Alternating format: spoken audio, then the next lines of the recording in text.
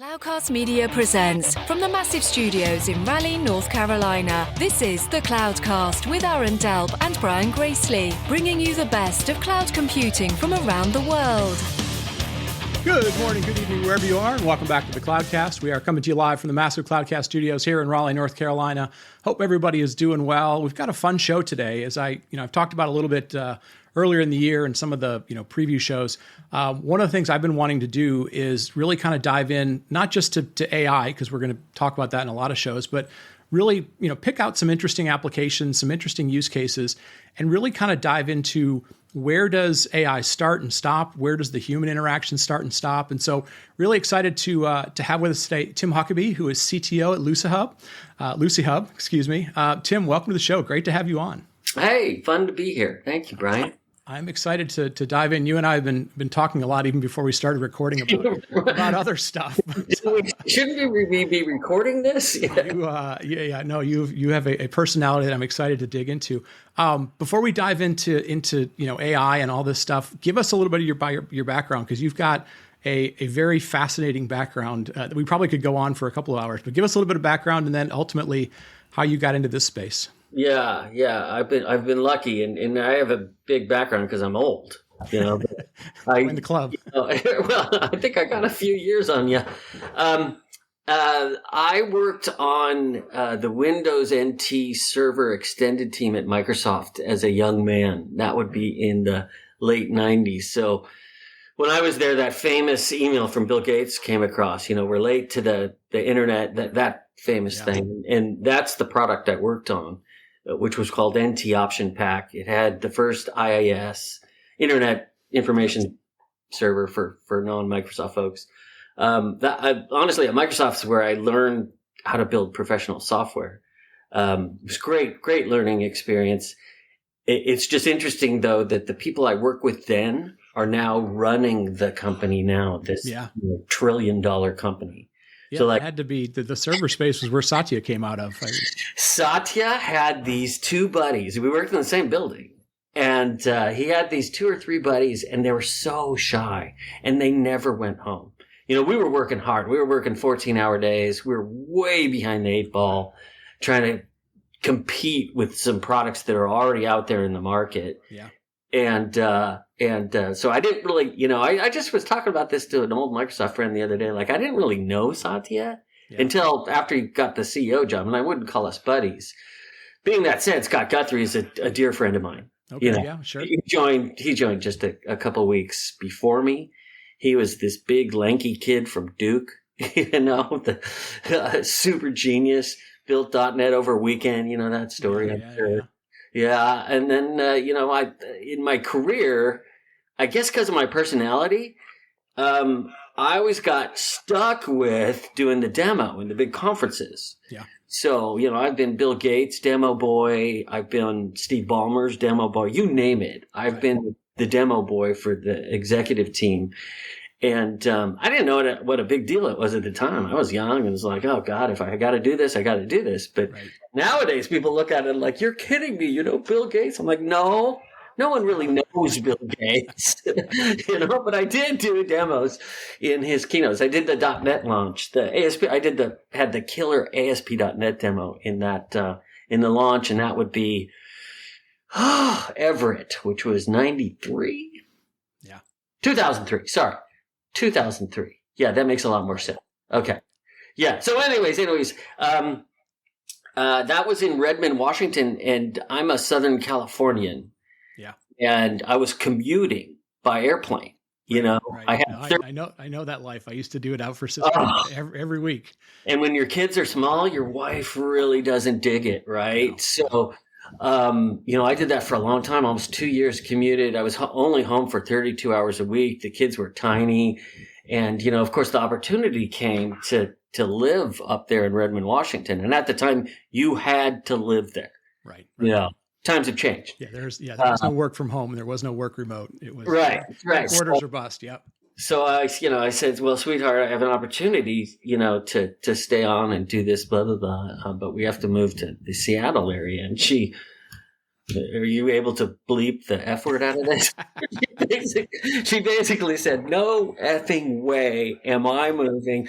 So long story short, I founded a couple software companies. One was a service-based company. One was a product-based company.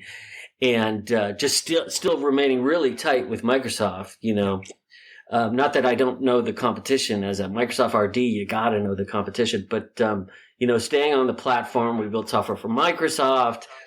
Some of the more famous software we built is that CNN Magic Wall that you see on TV all the time. Yeah. We were building political software back when it was it's still a big deal. Right. So, you probably want the story about how I fell into AI, which I literally fell bass backwards into AI. I was in this meeting on campus at Microsoft. Yep. So, part of the MVPs or RDs or something like that. But there were only 20 of us in the room. And there was this young gal they marched in, and her name is Anna Roth, one of the most brilliant people I've ever had the pleasure to meet or work with. But I didn't know who she was. She's, some 25-year-old PM. And she did this demo on computer vision, but it was before cognitive services launched. They were under the hood for a couple of years before they launched all their products. And this is like 15 years ago, a decade to 15 years ago when Microsoft first jumped into AI with cognitive services. And I was my mouth was like at some of the stuff that they had built, specifically the computer vision thing. I fell in love with it right off the bat. Right. So I pivoted my career because I'm, like a shiny object guy, and the bass metaphor, the shiny object guy. So I pivoted my career and I changed that product company towards a computer vision based suite of products. Not just faces, but, weapon recognition and a bunch of cool answer recognition. I've done a bunch of awesome, just really fun, save the world type stuff, but at the same time, to keep the lights on, we built software for the company that's killing the world with their cheeseburgers. So, in any event, so I've been in AI for over a decade. Yeah. It was never a big deal to anybody until just recently, with it's generative AI thing. That's the long version of how we cut to today. There's a little, after I sold my interest in the other companies, there's like a year of me fly fishing the world, before I jumped in and figured out before my wife made me go back to work. So we were going to talk about that. There was a couple of pieces in there that that really kind of grabbed my attention. The first thing I had to look up when you had mentioned that you had done demos for Bill and Steve and stuff was I said, I got to make sure he wasn't the guy who was on stage when the blue screen of death happened. And I was like, nope, no, it wasn't him. That's good. We won't have to do any therapy sessions today. That wasn't me, but that guy went on to this illustrious career at Microsoft. Oh, wow. It wasn't his fault that Windows crashed. Right. It's just Bill Gates breathing down his neck made him feel like it was his fault. Right. Yeah, which is the distinction between like a Bill Gates keynote and a Steve Ballmer keynote. Steve Ballmer loves that shit. Yeah. He loves going off script and when weird stuff happens and he loves, talking to the demoers. A Bill Gates keynote, and I'm sure it's true to this day, is like filming a Hollywood movie. It's scripted, it's, nothing comes out of your mouth that isn't planned. Right. There's all these Hollywood people. You've got ultra redundancy. So like when I did in the .NET launch and I'm doing my ASP.NET demo, there's someone on a similar computer doing, following keystrokes. Yep. So if I crashed it, they would just switch and I would talk to it, right? Steve Ballmer, though, he just loved winging it. I love that about him. Yeah. So the other thing was, you weren't allowed to engage Steve on stage because he wanted you to, right? He's like, don't talk to him. Whatever he says, just go, that's right, Steve. Don't engage with him. Because then you derail, like I'm doing right now, you derail the conversation. Sure.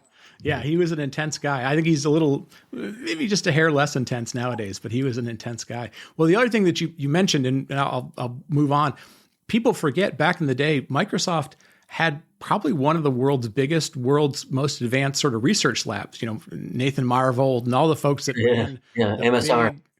Big Microsoft research. They don't get a lot of attention anymore these days because it's, things move quickly. But yeah, that was quite a thing. So on the a lot of stuff got hidden. It was, under the covers. Well, let me tell you this. It's probably not commonly known except to those of us on the engineering teams is MSR is Microsoft Research. We call it MSR. And what we used to say in the engineering teams is that's where great ideas go to die. Because some middle manager on the business side of Microsoft would say, "Oh, we can't make money on it," or something like that. Yeah. Times have changed, obviously, because they've figured out how to pluck IP out of MSR or whatever it's called these days. But back then, much different company back then, much different. Let's shift gears a little bit. Let's talk about your current company, Lucihub. I was very interested in it because I have this fascination this year. I'm trying to figure out, what are the killer apps for AI? What are people doing that are making them productive? And you guys have a very interesting approach that caught my eye, which was you help companies, build, video production, right? Could be for lots of different things. Yeah, right. But there's this interesting interaction. It's not just sort of the, here's a script, AI go off and create me something. There's a human element that involves producers and people that, you would think of that do video. I'm curious, walk me through first and foremost, what the company builds, because I'm way underselling it. But then I want to get into the, how do you guys think about where the AI starts and stops? Where do the humans and experts start and stop? All great questions. Clearly you've come prepared. Lucihub, great company, great people. I'm having a hoot of fun in this company. But really, I'll do my own elevator pitch because the marketing elevator pitch is, doesn't really cater to a technical audience. Essentially, we automate through software the process of professional video production. Okay. So, our customer probably wouldn't be a YouTube type evangelist type person, but it is Microsoft. It is Apple. It is companies who make HR videos. We span all these different industries. We're a startup, but we have real customers. Being that said, the art of producing a good professional video takes humans. The AI can't do the creative part. Right. So especially at the end. So there's pre-production, there's, production and post-production. On the production side, we have editors, and I believe they're staged in different time zones because one of our selling points is we can get it done so quickly. Let me give you an example. Like a Nike commercial would take 6 weeks to produce, end to end, and it would take, $250,000 to $500,000 right to do. Okay. So we can do that in, I don't know, under $10,000 in 3 days. Okay. We could do a wedding. If this was our target market, and probably is, we could do like a wedding video and hand it to everybody before they go home from the reception. Oh, wow. And a lot of that is pure software automation. Yeah. And if you're the engineers in your audience are thinking like, well, I get how that happens. What is super interesting is pre-production, and that is script, storyboards, shot list, things like that. Things that they would do like for a Hollywood movie. Right. Which could be done in our software and is being done in our software. The Hollywood or the movie industry is going to this, right? Yep. Yeah, because who knew? But it has such an awesome right. And for those just listening on audio, he's just holding up his iPhone, and people are now shooting really high quality stuff on iPhone. Oh, sorry. No problem. I have a fancy overpriced iPhone, but it takes great video. Yeah. So my point is, historically, that pre-production process, developing the script, things like that, takes a lot of creative people, a lot of time. Well, if you know what generative AI does, we've built an LLM wrapper. We can swap out the LLM on the back end, but typically, GPT through Azure OpenAI gives us really great content. Being that said, not only is Microsoft guardrailing it because it's in, Azure OpenAI, but the actual engineering in the system that does the prompting is elaborate. It's sophisticated. We use semantic kernel, which is this open source group of bits that kind of orchestrates it. Right. But, my mantra to this particular dev team was always, if Grandma Huckaby could sit in front of this piece of software and use it effectively to create a script and a shot list and storyboards and all that other stuff that goes in professional video, then we've done a good job. And we have. I got to say, we've just done a brilliant job. You would never tell that in a million years that's front-ending GPT. It's just a beautiful application. Yeah. And it produces quality content, and Hollywood people love it, and blah, blah, blah. And of course, it allows them to edit. It allows the creatives to get this super head start. They don't start from scratch. They start from us. And if they want to edit, they can. And if you want to do a voiceover, you talk to the computer, and it does it in 200 languages or whatever it does it in. There's some post-production stuff too, but really this is all about software automation and then using an LLM for more than, asking what the meaning of life is, for using it in a very specific way for a specific type of topic. Right. And that's kind of what drew my interest, because I, having been part of product teams and, marketing organizations, I've had to do these types of things before. We could be building a video for a trade show. We could be building something, specific for a customer, whatever it would be. But that process, like you said, was come up with a script, work with a bunch of human editors on the other side, think through all the different screenshots. Then 2 weeks later, you'd get back a few pictures and you'd go, well, I like this. And it was, like you said, it was a long process. And this was for a 1 minute video, a 3 minute video. And, maybe we were only spending $10,000 or $15,000, but just the amount of time, the amount of, iterations and so forth. And I saw what you guys did, and I really loved where it was like, you tell us sort of what you want, but it's like you said, it felt very, it allowed the human to focus on storytelling. Because it was so fast, you could do this iterative thing so quickly. And that was the part that really kind of grabbed my attention, because I thought these guys they've lived with the sort of the previous generation and the problems of it, and they've figured out, where do I apply Gen AI to go fast, to iterate, to do that part was really interesting. I'm curious, did the folks who built this come from sort of video production, or how did the use case kind of flesh out of, I call those people Hollywood people. Yeah, sure. I've just always been a software guy. And the answer is yes. Another great question. Yeah, we have Hollywood people in the company. Okay. And they drive requirements along with customers, of course, but sure. Programmers aren't building this type of thing. Right. It's just some of the stuff they come up with, I'm like, oh, wow. God, I never thought of that, type stuff, because it is in an industry that I have very little experience. I have tons of experience in software architecture and AI, but, it's kind of insignificant to the creative part of a professional video.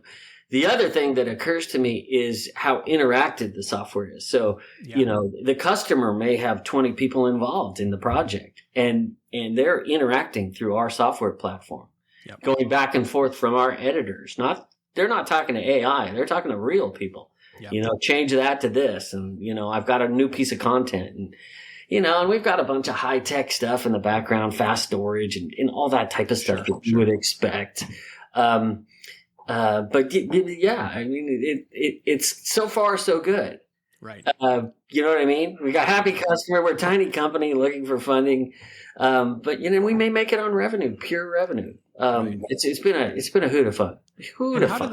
I'm curious, because we're going to have folks who are, product managers and building and things. How do they figure out what the right interaction is between, where your editors, your people interact with this thing, and then not your customer, but like the people, Lucihub people, and where the technology is the interaction? Like, is it a lot of iteration, a lot of trial and error, or do you find it's, like you said, the Hollywood people kind of build them out, this is what the model should should look like in their words, and then the technologists kind of figure it out. How is that kind of working out? Well, I don't know if I'm totally answering your question directly, but the Hollywood people, the people who are really savvy to professional video production in the company, Mark and Allie, these folks, they've done this for so long, they know where the bottlenecks are. Yeah. You know what I mean? So I sit in these requirements meetings. There was one yesterday, and I'm like, holy cow, what a great idea. It never even occurred to me. And then that ends up saving up time. Another one, which you probably know, Brian, the Adobe Premiere is a big time suck. And it's a huge, giant, which is the software that typically a company uses to make the actual video, to piece it together. So we got our hooks into that. So that those people's lives are a lot better too. We can create a Premiere project from what we have, lay out the timeline, all that stuff that takes so long, and eventually, we might have AI lay that out. Yep. But I don't know. Yeah. Now, well, and that's an interesting aspect, because there's times when somebody will build something and they'll go, well, in order to get the greatness of what I do, you got to start over. You got to stop doing whatever you do. And sometimes that works, but far too often people go, well, but I've got processes in place. I've got tools in place. Like you said, I've got a set of Adobe tools. It's smart to be able to go, I can jump in the middle of that and augment it. I can simplify it. I can reduce it. That to me is always an interesting mindset, to sort of be like, some people only have the mindset of it's only my way or the highway. You guys have taken an approach of like, I also got to fit in where people live every day. And you make a good point, because, the resistance, every business has resistance, but the resistance from potential customers that we get are the ones that just can't put two and two together, that this is just a tool. It's not replacing you. Yeah. This is going to allow you to go 20 times faster for a fraction of what you're spending right now. Right. So the resistance we get is from that expert in Adobe Illustrator who knows more than everyone else in their company. Yeah. It's like, oh my God, I hate this thing. But the ones who are owning the budget love it, right? Because ultimately it's more inexpensive. Yeah. Right. Well, it's probably interesting to figure out, like, if they were used to it taking, let's say, 6 weeks to build out a project or to get from idea to execution, like there's the flip side of that, which is like, yes, it's cheaper, but also, could we be doing more of these videos? Like, are these, could we be doing this in other aspects of the business? Would that make more sense? Most of like our, what do you call the HR video things? Those compliance videos things, that typically is a good customer, because it takes them so long to produce these things. So much money. And they're like, you're kidding me. They bang out, 10 videos in 2 weeks. They're all professionally done. Right. Yeah. It's good stuff. But with all the good, right? Nothing's ever perfect. And if you use generative AI, if you want to go, so what's the bad news, Tim?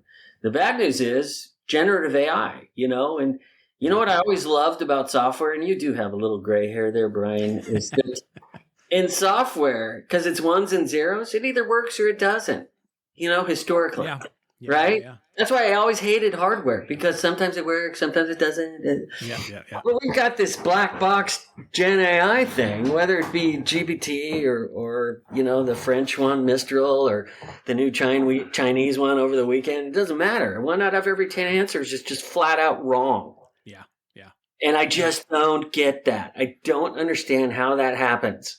It's got to be some type of randomization out there that produces that. Yeah, that I find that anybody who has like a database background or a data background, that idea of like, no, you ask the question, you're supposed to get one set of answers. What do you mean you're going to give me the exact same two and a half?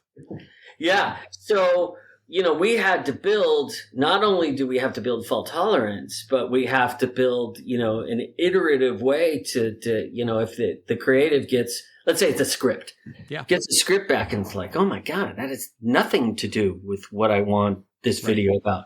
I asked for a video on fly fishing for trout in Western North Carolina, and I got back, polar What's bears the and hamburger in McDonald's? That's right. Right. So it happens. So you know, we have to be really savvy in user interaction design, that if that does happen, you get to try again. And that's what I kind of referred to it. We don't really, we're still struggling with the implementation, to tell you the truth. But ultimately, if you don't like it, you should be able to send it to a different LLM, whether it be on the GPT side or Mistral or the new Chinese one or the Google one or the Facebook one or whatever. You should be able to do that. But then you cross the threshold of, now you've gone from super easy from Grandma Huckaby to use to, you got to know a little bit about generative AI to make that type of choice. So it's tricky. Can I tell you a great story about a developer mistake the other day? Sure. If you have developers that are listening to this, and I know you do, the thing about AI, when you're calling AI services, whether it be in AWS or whoever, or Azure, a developer can make a mistake, and before you blink, it could cost thousands of dollars. Oh yeah. No, we've heard those stories before. And let me give you this happened twice to me in my career, but the recent one is, the developer, who's a brilliant guy, his name Marquise Howard, and he built a lot of our pre-production software. But his retry logic was not robust enough for how bad the API is for Dolly on the Azure OpenAI side. It's terrible. Yep. That thing times out constantly. Okay. While Microsoft's problem is it's got to keep pace with OpenAI. All this demand. Yeah. Right. And at the same time, they have to guardrail it because it's enterprise. So they're adding features to it to contain the monster. And just the Dolly implementation has been awful, and we need to generate storyboards and images and stuff like that. Yep. Right. Well, his code was calling the retrying on a failed API, at a millisecond level. Yeah. And Microsoft's licensing basically says, if you call the API, you pay for it, whether it works or not. Oh, okay. Okay. Yeah. $40,000 later before I'm like, what the hell's going on over here? Oh, wow. Yeah. Great story. They ultimately they credited us, after I pleaded my case through normal channels. I didn't pull any. Right. Well, I think Catherine and go, you credited us. Yeah. Well, I think that piece, even, I've mentioned it before, people learned some of those lessons in cloud when they first started, but it took them multiple years, right?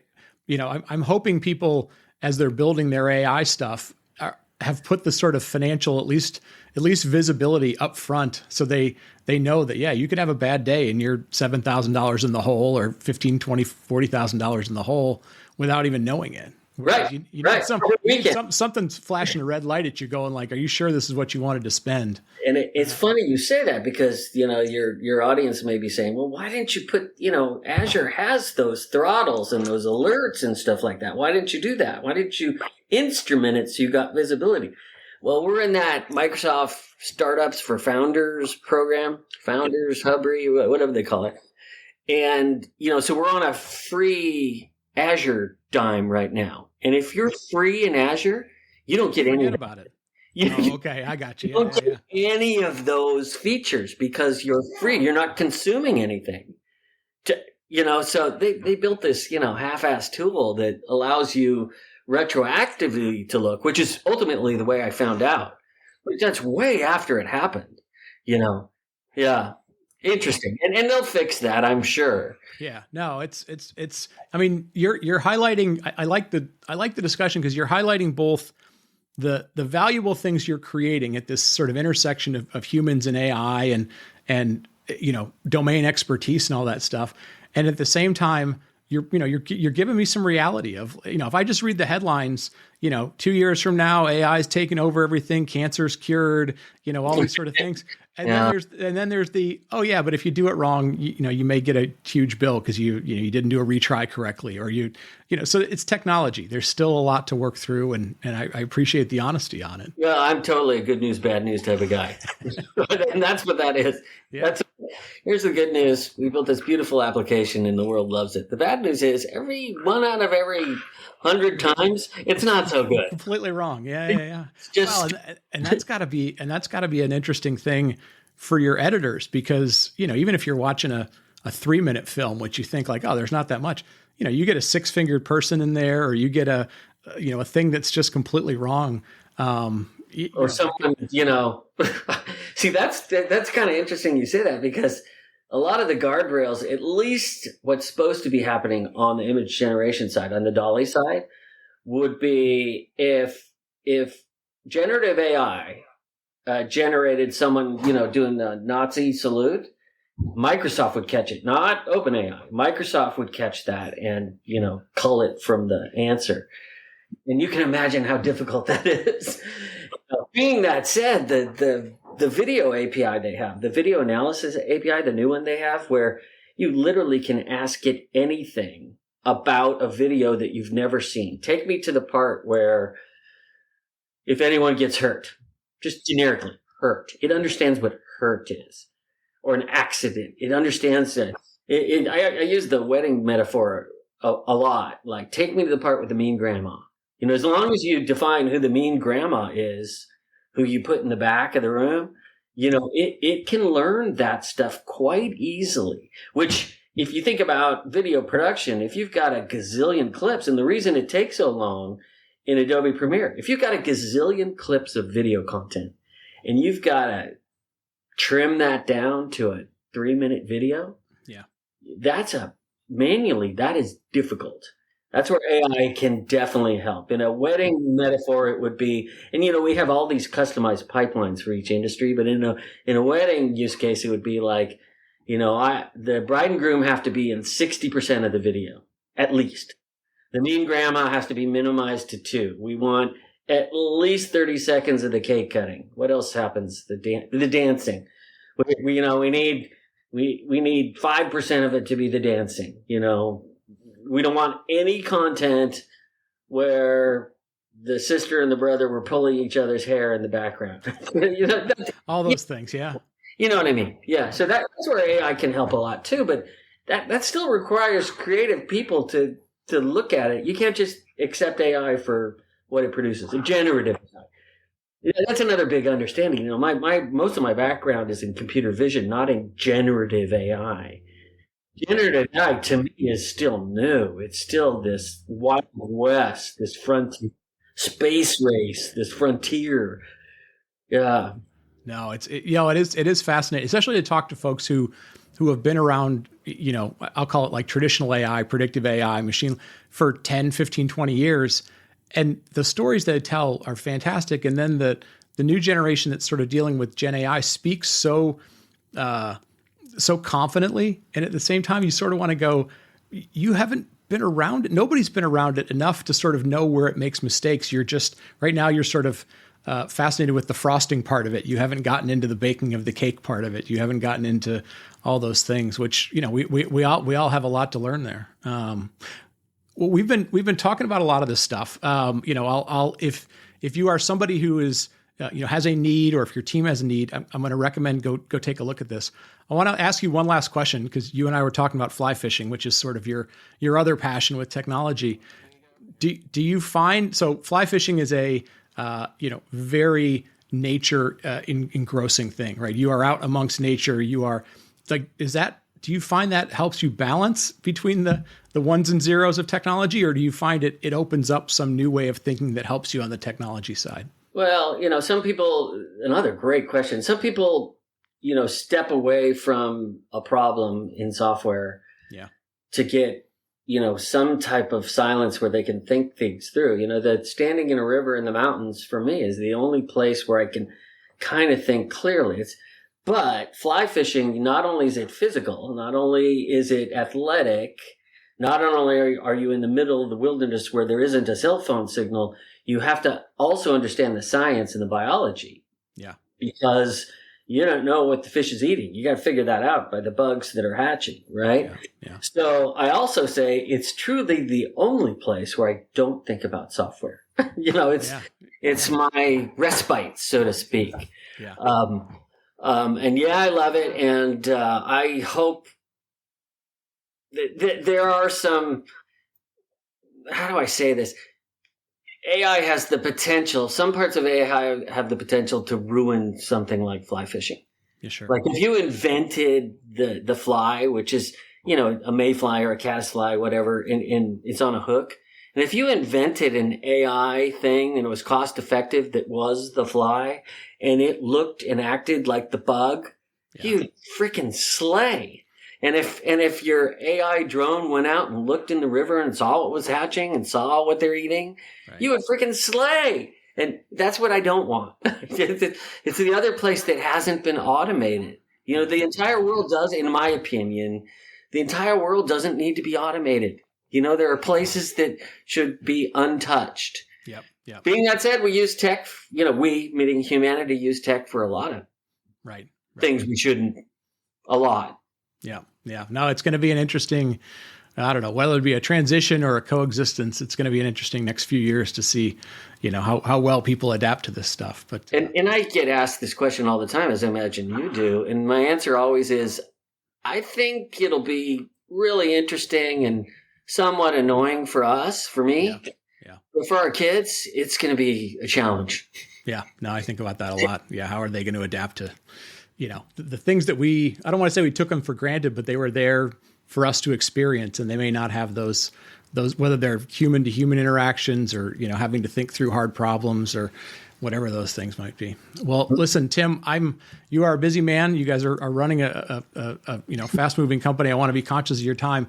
I appreciate the conversation. I was hoping that we would dive into stuff. We went in a bunch of different directions. I really enjoyed it. Thank you so much. Thank you. What's the best way if somebody wants to engage with the Lucihub team? They've got a project, they want to see what's the best way to engage with your team? Well, feel free to engage me directly. I love talking about this stuff, clearly. And you can track me down with an internet search or just go to timhuckaby.com. But the company's website is lucihub.com. Yep. Okay. Lucihub. Luci from the Latin light. Luci. Okay. So that's how to track me or the company. Feel free. Good deal. We will get that in the show notes, folks. You can find it and click on it. But cool stuff. Thank you for the stories. Thank you for the insight into how this stuff's being built. And it's fun to see, again, how the evolution of these things happen. So thank you again, folks. With that, I'm going to wrap it up. I want to thank Tim for his time and his expertise. And for Aaron and myself, hope you all are doing well. If you have any questions, again, show@thecloudcast.net. And we will talk to you next week. Thank you for listening to The Cloudcast. Please visit thecloudcast.net to find more shows, show notes, videos, and everything social media.